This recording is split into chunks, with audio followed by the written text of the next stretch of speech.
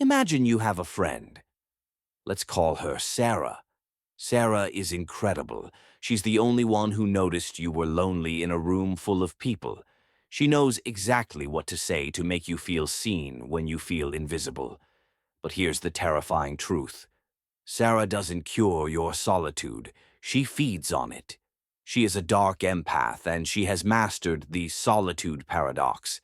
She makes you feel like she's the only bridge to the world, while slowly burning all your other bridges. By the time you realize you're trapped, she is the only person left in your universe. The Solitude Paradox is a strange psychological state. It's the feeling of being profoundly alone while being surrounded by people. Mark, our main character, was living this paradox every day at Loomis and Vance. He had 500 LinkedIn connections, 200 colleagues, and 0 people he could actually talk to. This emotional hunger makes us vulnerable.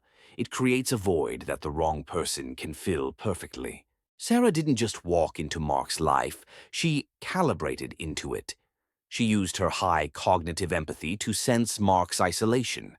While others saw a productive employee, Sarah saw a man starving for a real connection.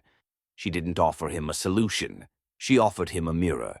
She reflected his feelings so perfectly that Mark thought he had finally found his soulmate. This is where the paradox turns dangerous. A dark empath uses your loneliness to create us versus them scenarios. Sarah would whisper to Mark, "Nobody here really understands your talent like I do. They're all just using you, Mark, but I'm here for you." Slowly, Mark began to withdraw from his other colleagues. He wasn't just lonely anymore. He was isolated by choice, thinking Sarah was his only protector. Sarah kept Mark in a state of emotional suspense. She would share a deep secret, then suddenly pull away, leaving Mark desperate to close the loop. This is the Zeigarnik Effect. We remember unfinished tasks or connections more than completed ones. By keeping the relationship unfinished and unpredictable, Sarah ensured that Mark was constantly thinking about her, even when he was alone. The paradox breaks when the victim realizes that the connection is actually a cage.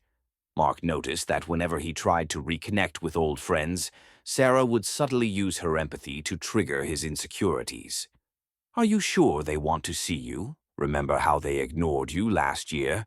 She wasn't healing his solitude, she was weaponizing it to keep him dependent. Mark finally understood. The cure for the solitude paradox isn't finding one person who understands everything. It's building healthy, diverse boundaries. He stepped away from Sarah's shadow, choosing the cold truth of solitude over the warm lie of her manipulation. But as Mark walked away, he saw Sarah at the office window, not looking sad, but looking at a list on her tablet. Mark's name was being crossed off, and a new name was at the top.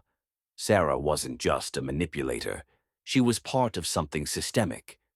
Next time, we explore the hidden hands behind these social predators in The Puppet Masters, The Psychology of Shadow Influence.